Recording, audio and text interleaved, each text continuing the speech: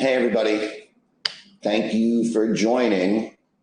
We have about 20 people on that I reached out to or are part of groups that I reached out to. So many of you I met in Washington, and I wanted to take the opportunity to thank you for what has really been tremendous support on getting something like what we're trying to pull off at CEOBLOC to actually start to gain the kind of momentum that we'll talk about that it started to gain. Because really to gain any sort of effective change here, it really is going to take a lot of uniting, because hundreds of voices don't make much noise. Hundreds of voices saying the same thing, that makes a lot of noise. And that's what'll happen here if we can all figure this out. But I wanted to just start off by saying thank you again. And I want to use this first test of the technology that we used to underlie the media and communications package of CEOBLOC. We wanted it to be very real and authentic for you to know that you're working right with myself here in my office, with my team outside this door, and my team is dedicated to the mission that is CEOBLOC. And we wanted to be able to create an environment today where we both tested the technology, and I could just use it as a time to field what must be lots of interesting questions that many of you will have about what is CEOBLOC. So without really taking much more time on that, as this to some extent is an experiment for how we want to do this in the future, I think I'd love to just open it up to anybody that has a question as to where and what we're trying to do, to perhaps just ask it in the chat and I'll just answer it. Just that simple. So I see a couple of you out there that I've met. If you have questions, let's sort of start there, and I will wait to see what shows up in the chat. So I would like to know if CEOBLOC has plans to team up with influencers. Well, that's interesting to me. Of course, the answer is yes, and then it begs a second question, which is, what is an influencer, right? And why is an influencer? So I think for a marketing effort to be successful, it has to have individuals who can promote the common message.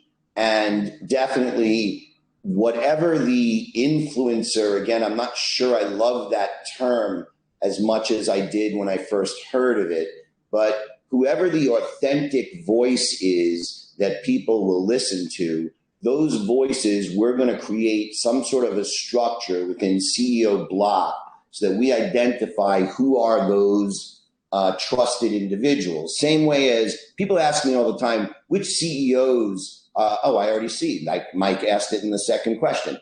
What are the plans to connect retail traders directly with CEOs? Before I even answer that, the thought I was going to tell you there about CEOBLOC's CEOs, those CEOs that we're bringing on will represent one group, one committee that can give a perspective from their seat.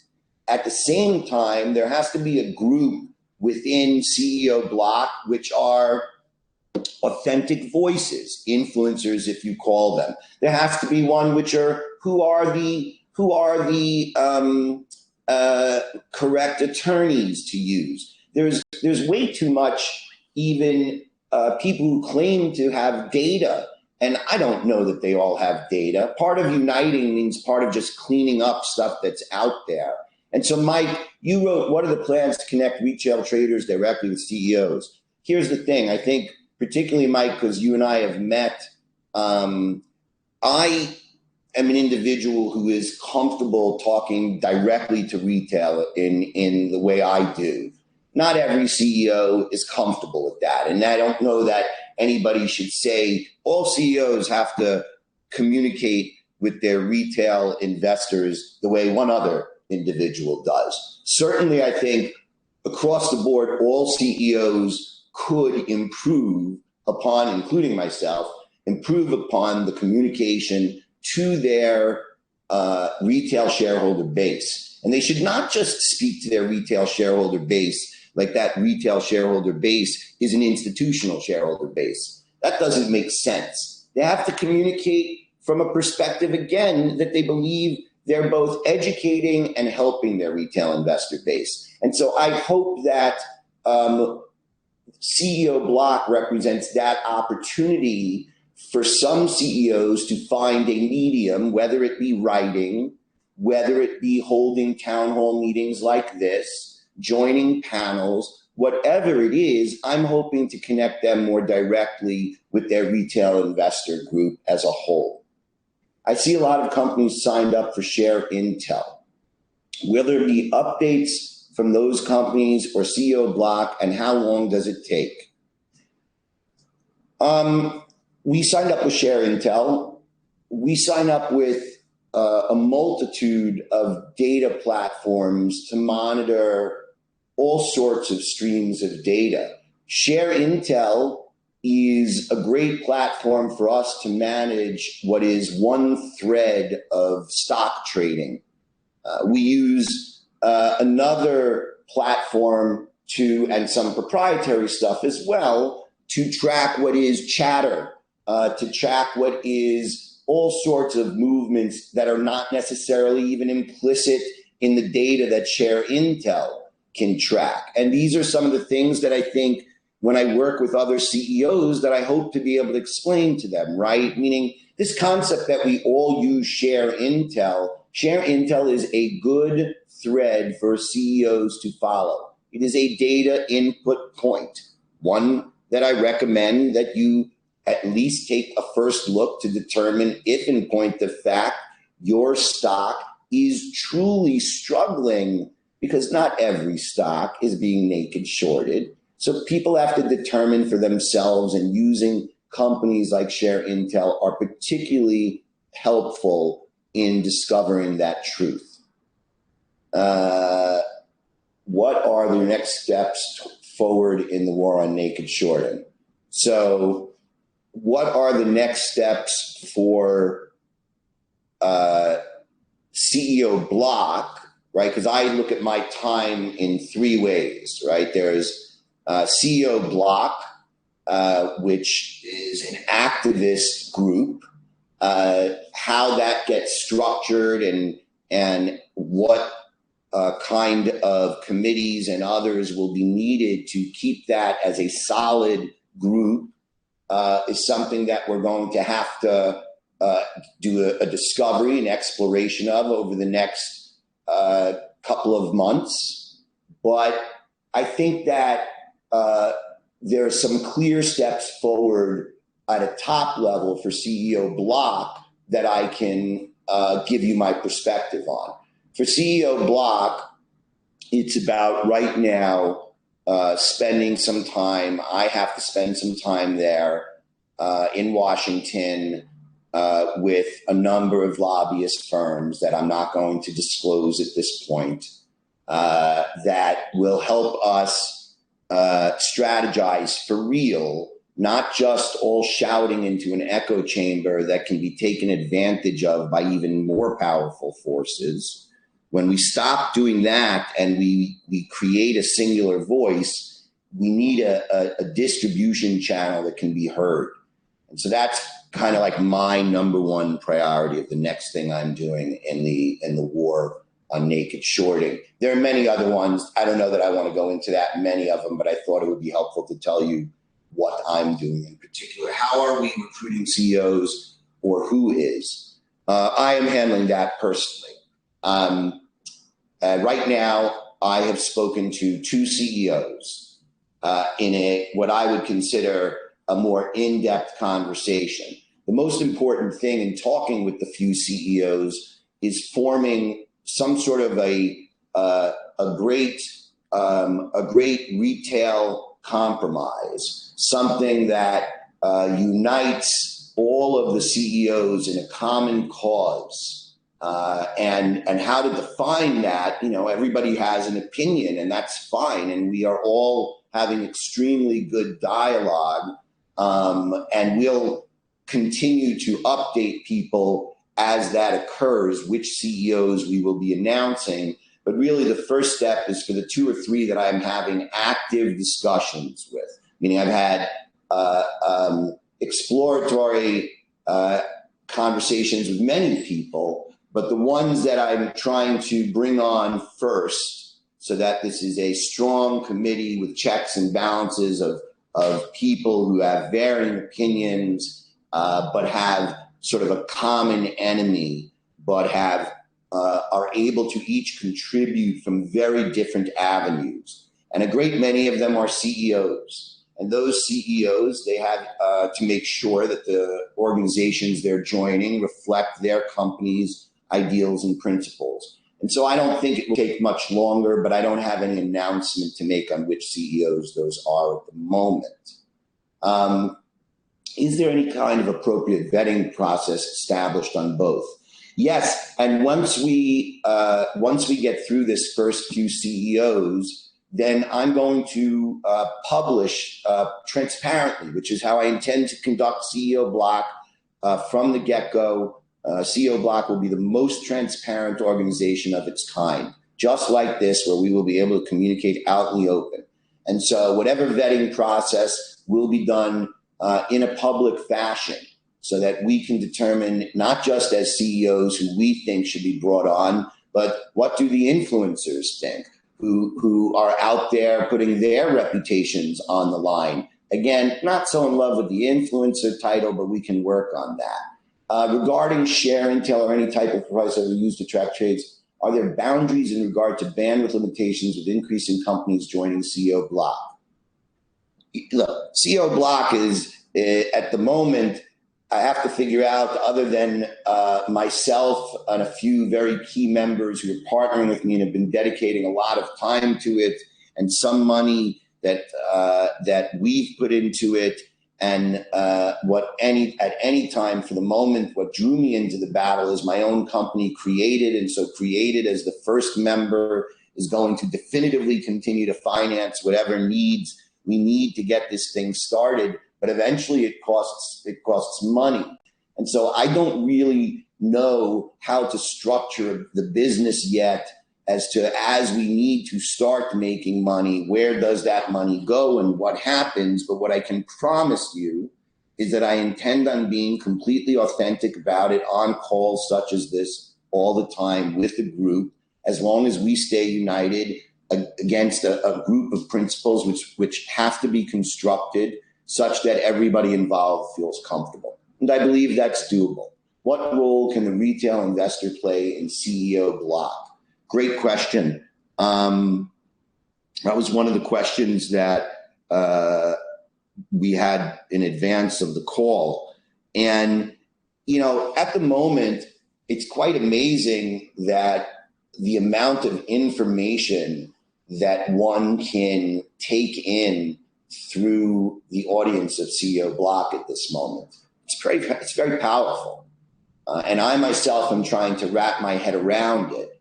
I know from speaking to enough people that the more we can hone in on some particular messages, the lobbying groups that we're ultimately going to have to work with so that we can find the right members of Congress and try to get through a real process here where we will create some sort of, if we can unite, we will try to create a retail investor committee to hopefully enact retail investor legislation that can hopefully change the landscape for the future. That's a goal worthy of us all pursuing. And so if we can, as a group, the retail investors, we have to try to unite behind a set of real principles. And I'm not 100% sure how to do that, but I know that I'm trying real hard to figure it out. Smokey, is there plans to try and create sub-channels for individual tickers to clean up the data for a cleaner access to pertinent info? And is there going to be a moderator of info to their channels? That is a really interesting question. One of the things that I have enjoyed so much meeting most of you in person is I know how many of you are abstract thinkers and really bring such interesting value to the group. And that kind of question is insightful to me. It's the kind of question I hope some of my people that are on the call take note of. I don't know. I think I struggle with that problem as CEO of Created. It's a cesspool of data about companies out there. It's horrible. It corrupts charting programs, it corrupts algorithms, but it's part of the systemic problem. It's like for some reason, nobody really pays attention to the space. And so it just keeps getting uglier. I think being able to be a filter of some of that data is an interesting idea.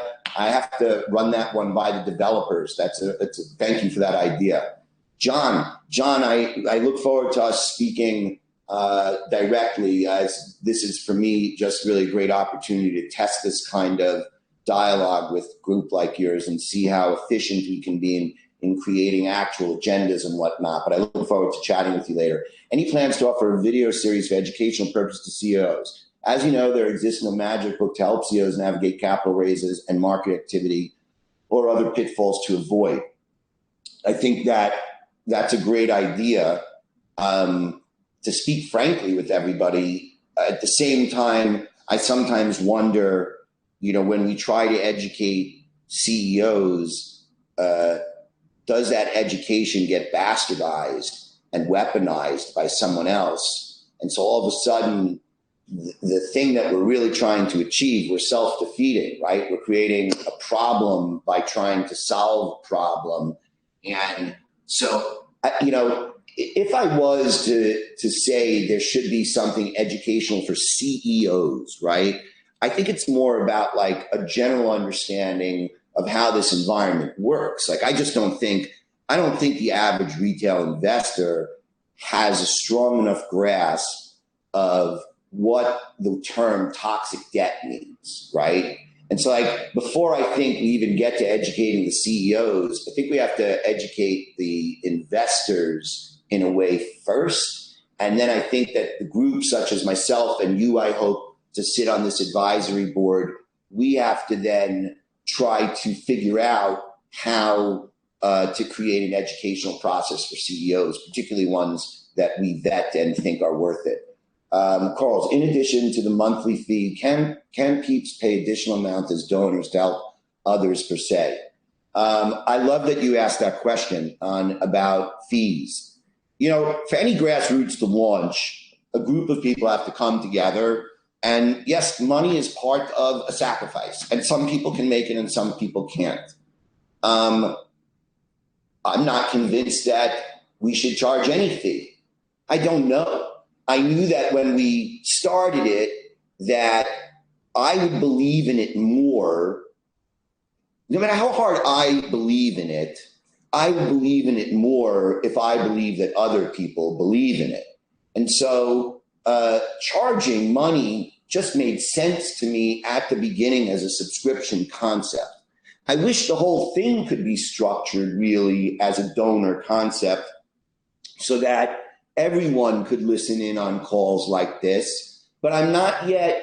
I tend to do things in a very methodical way with a very dedicated team around me. And we're going to try to do this right. So I want to just make sure that before we make decisions on how to take in money to help the cause, that we have a better understanding of how we're united first. And then I expect to address that issue. Let's see, what is the next question? Maybe an educational series for retails, the ins and outs. Yes. This is Busy Brands. We have 332 listening live on Twitter right now. Well, that's wonderful. I am very thankful for that.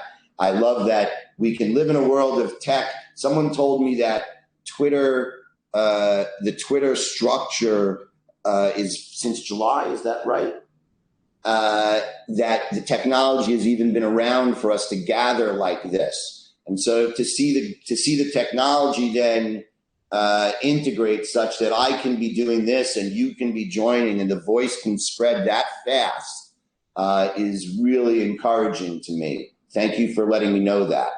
I'm happy to answer any questions that you guys have, Jamie. I love to hear from the crowd as much. We're going to try to do this for another. We began at 2 o'clock.